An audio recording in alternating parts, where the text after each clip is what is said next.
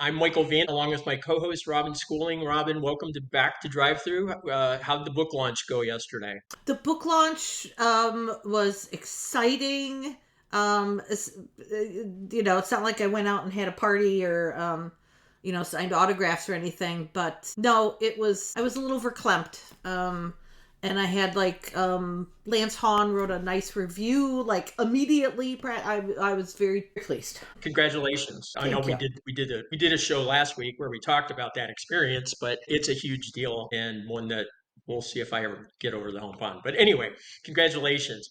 Let's get Thank to you. our guest.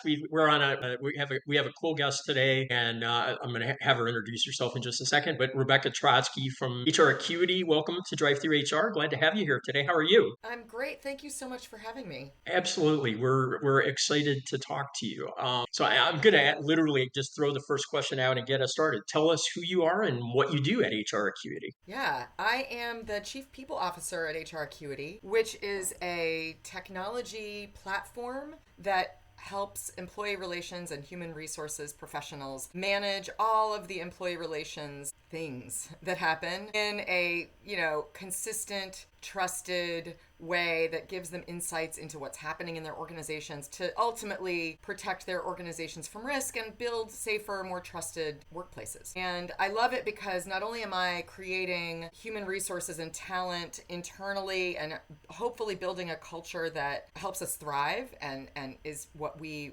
want to see in all of our clients and our community. But I also get to connect externally with our community of practitioners and our prospects and our clients and learn what's happening in their worlds that's impacting them. How are they approaching their work? How are they thinking about it? And I use that to help influence what we do at HR Acuity, both from weaving the DNA of employee relations into all of our employees so that they can relate and empathize and understand what's happening, but also in how we may shift our products. I consult with our product team. I help our marketing team with messaging and hosting webinars where we can learn and hear from our community. So I get to have my people externally in this role, and I love it so much. And then I also get to have this amazing community internally. Hmm. One thing before Robin, before you jump in, one thing I wanted to ask because I want to know, but I'm sure our listeners would be curious. It's a two-part short question. How many employees does HR Acuity have? And you guys operate at some level globally as well, right? Can you just kind of flesh that out for us a little bit? Yeah, we have about 100 and between 140 and 150 full-time employees, and we have some contractors as well. I think about 30 at this point. And we have some employees in Latin America. We have some contractors in India, and we are global in the sense that a lot of our clients are have operations Yep, multinationally and internationally and globally. Yeah. gotcha. Yeah. Thanks. Yeah, it is so interesting, and in addition to getting to talk to you about your career and the work that you do, I am gonna give a shout out because I have fangirled over HR Acuity and Deb for years. So I'm so excited whenever I get to talk to her or I see how HR Acuity has just blossomed over the years. It's so needed. It's such a good product. I'm so happy to hear that. I Yeah. find Deb incredibly inspirational and so Yep. smart about what she does, and such Yep. a visionary in this space and a Yes. thought leader. And it's a delight to get to work here. Yeah. Yep. Well, now that we did Yes, that and gave yes, those shout so outs, much love. very heartfelt, very true though. Let's talk about you a little bit. So you do have a fascinating HR background, right? You've worked globally. You've been in Paris and Charlotte, North Carolina, and places in between. This is boiling it down to a pretty high level, but what is a leadership lesson or an HR leadership lesson that you learned because you lived it and only living it could have taught you what you learned? Yeah, that I mean it's a tough one because there's so much that you learn. Especially you mentioned the expat assignment that I had. So Yeah. I lived in Paris. I worked for a company that was headquartered in Europe, in Finland actually, an elevator company, Kone, for about 10 years. And so I was in California for about 6 years with them, and I was in Europe for 3. And it wasn't just Paris. I had all of West and South Europe and Africa and the Middle East. And so it was a really complex, challenging role that I learned a lot from. And I would say that when I think about I have worked in various industries. When I think about all of the lessons, the leadership lessons specifically, it's hard to not be cliched with this, but it turns out people are basically the same at their core, and they need the same thing from leaders no matter where you are. They need to be seen, they need to be valued for what they bring, they need to understand what you're trying to achieve as a business and what they're trying to achieve in their goals. It's not magical, okay? Yeah. But it is hard.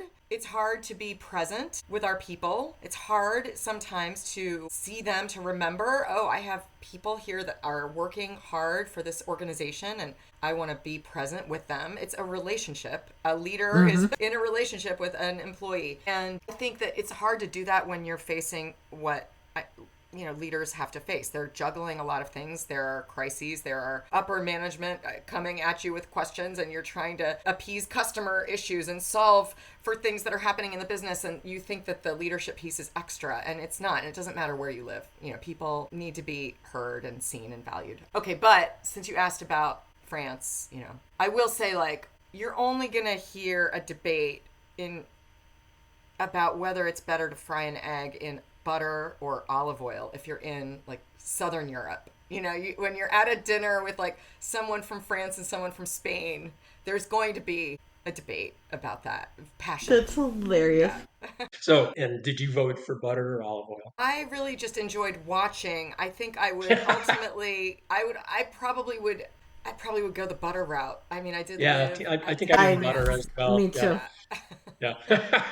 Okay, and for so health reasons, olive oil. But the way that the Spaniards do the olive oil, I mean, there's so much olive oil that they fry the egg in that I have to believe, it doesn't. I don't know. Is it really that The health much benefits healthier? get lost Right. along the way. Yeah. Yeah.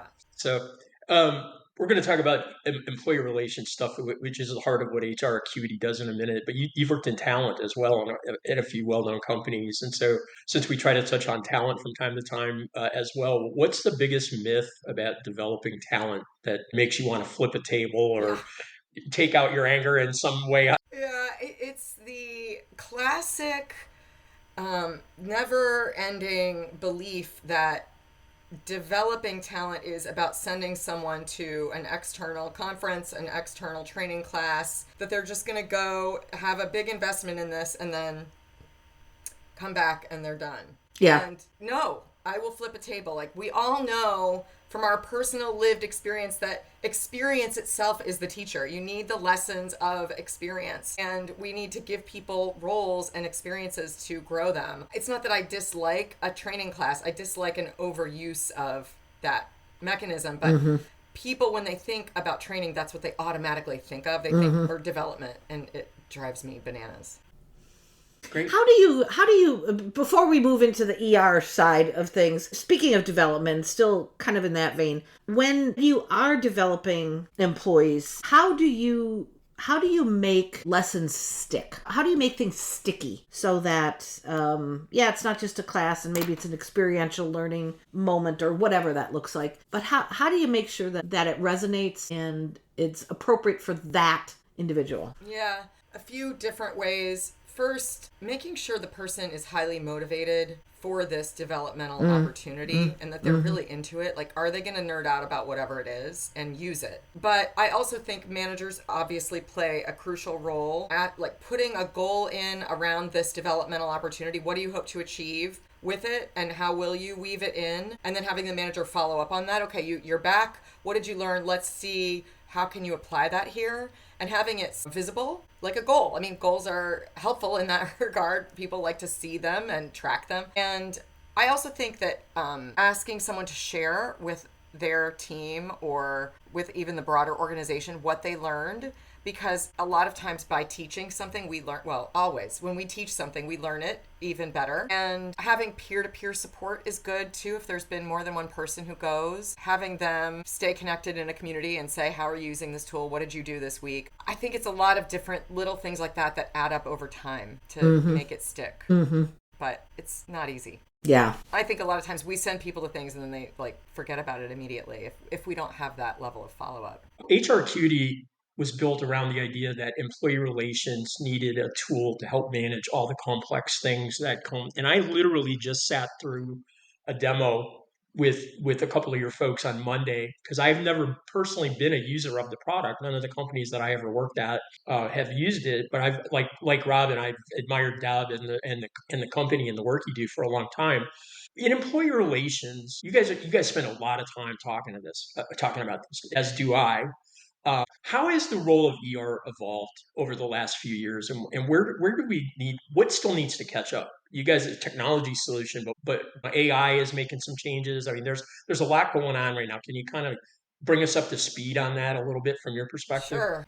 At a fundamental level, ER as a function has really come into its own in the past, I don't know, 10 to 12 years. It used to be that ER was an afterthought. It was something that was baked into what an HR generalist or business partner or HR director might do. And it still is in a lot of organizations who are on their journey, and that's okay. By the way, we have a great maturity model that you can go take, anyone can go take. It's a fun kind of 10 question, 12 question quiz that tells you where you are in your employee relations journey. And it gives you very practical advice. It's not all about buying technology. Sometimes less is more, start with the basics and build from there. So it's a fun quiz. I would ask everybody who's interested to go check it out on our website. But it's definitely moved away from being the firefighter, cleanup crew, just reactive to more of a proactive partner in the employee experience in general, which is great, but there is still a long way to go.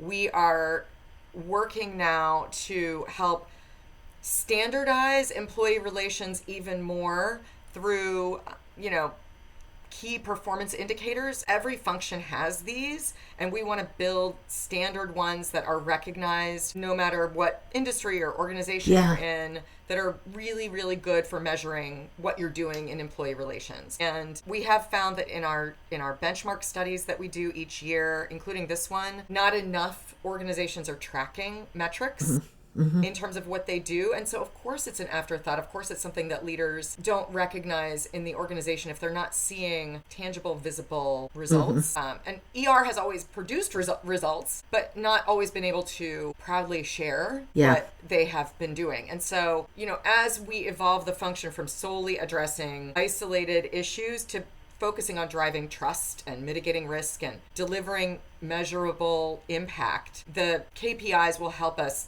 demonstrate that value. That's one of the first thoughts I had when I sat through the demo. And I think I did one years ago, but it was it wasn't as mature of a product or as advanced of a product as it is now. I was really struck by the analytics. I was really struck by the capability of bringing all your various and chart the fact that you can give visibility to managers, not necessarily giving away all the secrets that are in the file drawer, but they could see the issues that are around a person and stuff. It really through a dashboard kind of look, right? That it makes it way more powerful, and it's also right at your fingertips, which I thought was fantastic. So I was highly impressed. I'm glad. The piece that we offer for managers is so helpful for improving their own skills and capabilities and helping them be even better leaders and managers, because they can easily track even small things that may become bigger, and they may not, but it helps them recognize when there's a pattern and then take action sooner, instead of getting to the point where suddenly they're frustrated and they just are ready to let the person go, when it could have been something that could have been handled easily if they had noticed it earlier. So a lot of really great stuff now. There's two other things I want to touch on: the Empower community and the stuff you guys do as I would say, as thought leaders in the employee relations space. You offer a ton of terrific content in a bunch of different formats. So the website, and we'll have this in the show notes, but the website is HRAcuity, ACUITY.com. The founder is Deb Muller, Rebecca Trotsky. We'll have all that in there. But there's a ton of stuff. But tell us, kind of highlight some of the things you do, and then we'll talk for a minute about Empower, because we're going to do one more shameless plug for that as well here on the show. Yeah, we have a lot of resources for employee relations and HR professionals on our website. So I already mentioned mentioned the maturity model, which is our ERQ, Employee Relations Quotient. We have a lot of blog posts. We have a lot of webinar recordings. We have a couple of expert webinars per month where we invite someone to share best practices, do webinar trainings, and so you can browse those and find very specific content if it's something you're looking for on anything from mental health to conducting a good investigation to managing accommodations, you name it. So there's a lot of really great content on our website. But yes, the Empower community is something that we're really excited about and happy that it has blossomed, let's say. So tell us about it. I mean, I know what it is, obviously, but tell us about it, and then we'll talk about what LRI, my company's involvement is, for just 1 second as well. Yeah, so for anyone who's listening who's in human resources or employee relations, join Empower. It's free. It's an online community of employee relations and HR professionals that has a feed where you can ask questions. It's really engaging. We have very active members. There are specific forums for specific topics if you would like to just ask people or find out what's happening in the world of accommodations, for example. There are jobs that you can post if you're looking for an employee relations professional at your organization or if you're looking to find a role. And we host live webinars there as well that are interactive, more than the ones that we do through our website. And so they're smaller and they are much less formal, let's say, and you can really engage with the community. What we have found is that employee relations can be lonely at times, especially if you're in a smaller organization and you don't have a really big team or you don't have your own function. And Empower is where you can find your people, that you can validate that you're not insane, that what you're dealing with at your own organization is not just you, it's happening everywhere. You don't have to feel lonely. You can get advice. You can get templates, ideas of what's worked and hasn't worked in similar situations. You can just laugh about something that you're frustrated with, and you can feel, again, like you have a connection that's there to support you. So this is the place for you to be, and I would encourage everybody to join. It's Empower-ER, so free to join. Would love to have you. About 6,000, more than 6,000 members, I think, at this time, growing. And growing. And yeah. Shameless plug time. So if you disconnect, no. So LRI, the company I work for, Labor Relations Institute, or LRI Consulting Services, has recently partnered with HR Acuity in their Empower. There's a lot of different company names thrown in that sentence. We have a sub forum or a group inside the Empower community for labor relations folks as well that we're trying to get started. We've had about 150 or so people join so far, which is pretty good, but we're not getting quite as much conversation as we'd like. So if you're a lonely labor relations side person, come on out and join us there, and we'll be happy to do the same thing. But it's terrific not just my little forum. The whole thing has terrific content. It's all free. It's great information. You can hear from companies across the spectrum, from tech companies down to manufacturing or restaurants. So if you're not into the big giant SHRM model, this is a great alternative amongst many others that are out there, and I highly recommend it. So that's my shameless plug for that. Yeah. And Robin, you want to pick up? Yeah. No, this is great. I kind of want to go back to something you said before, Rebecca. When I think that creating this framework and these KPIs and these shared understandings and definitions for employee relations professionals, I mean, that is just superb. Giving folks that framework, that ability to tell the story, which certainly then comes out through use of the platform. But I kind of want to tie it back into as well talent development and training, as we talked about, right?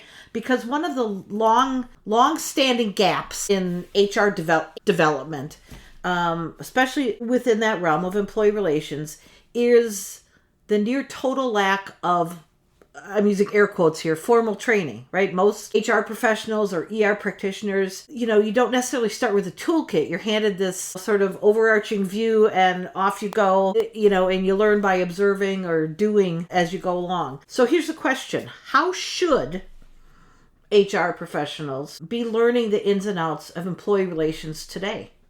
And that's how do they learn for everything from, how to identify issues, handle investigations, document effectively. And I think that key part is then the staying proactive, identifying trends, how to learn. Right.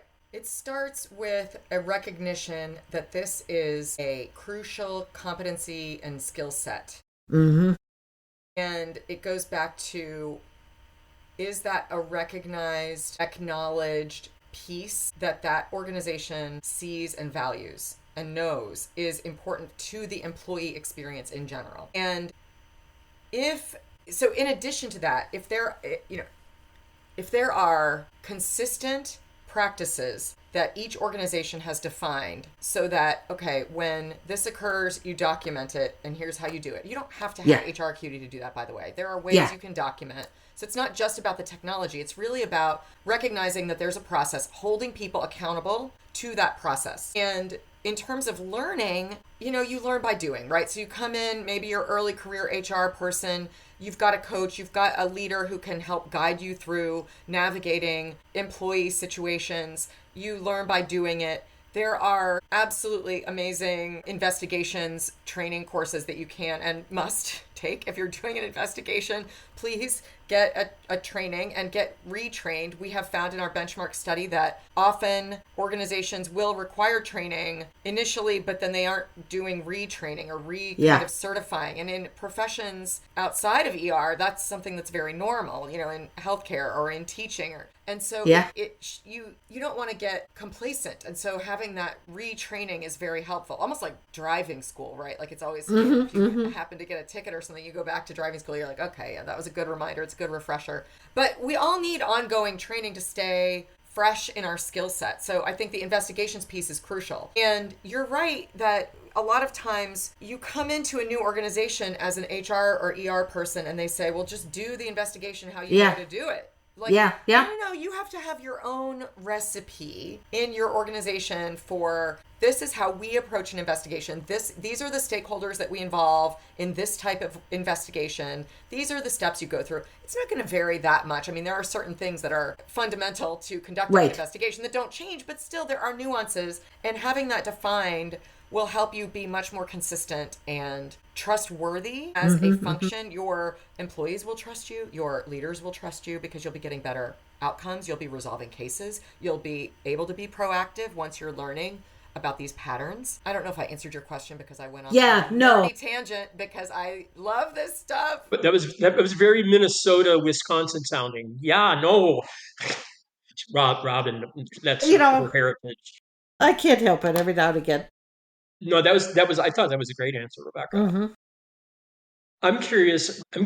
You mentioned working for Kone. I guess what how you said it, Kone. Kone. Kone. Yeah. Elevators. So and Krispy Kreme. So you obviously like companies that start with K, but radically different businesses, and then you moved up or down. I forget which way. JKH. You moved down with the HR Acuity. But so seriously, the question about that is different industries, all sorts of different companies. With your point earlier, people are people. Often companies are companies, but culture is everything. What for you in that group of companies you've been with? What's a common thread what's kind of drawn you through your career? Has it been the ER part, the people part? What really is kind of your main thought line with all that different experience? Well, what has inspired me across different businesses, and I was with Honeywell early in my career, so industrial, at Ingersoll Rand as well, like manufacturing. I was with Nissan for a period of time, so cars. It's really about passionately contributing to whatever business you're in. I mean, each business has its own KPIs, its own go-to-market strategies, its own operating procedures, but understanding what is going to be most important in that business and then using the lens of HR expertise to contribute has been what's motivated me. So I don't really care what the industry is. I mean, I care, but I'm gonna get excited about it regardless because it's cool to be able to use something that we know is unique to HR and contribute to the success of an organization with that. Like, that's cool.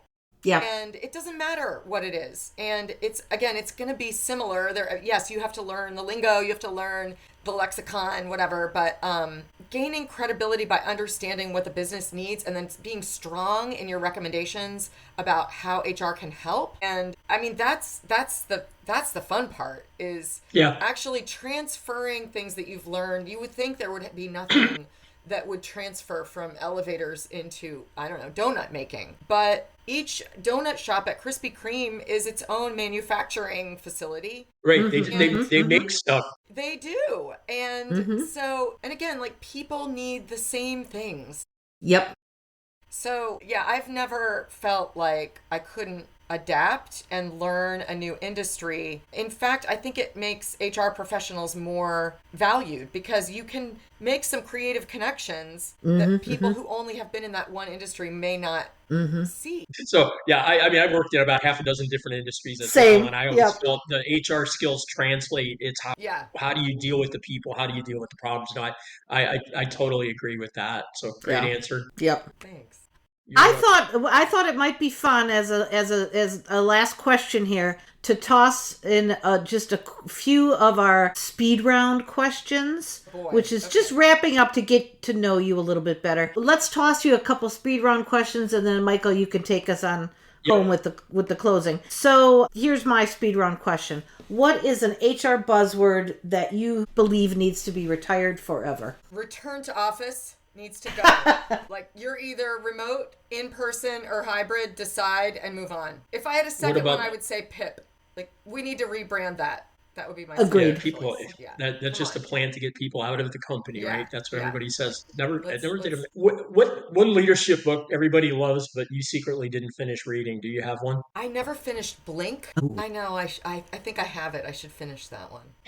We could say that Okay. to all of us about it. Well, Yeah. we've run up against the clock. In fact, I think we've ran a little over into bonus overtime here. So, want to thank you, Rebecca, for joining us on Drive Through HR today. It's been great to chat with you. To recognize that the moments that we think of as the employee experience are go beyond just I got hired, I got a promotion, I got a raise, I went to a developmental program.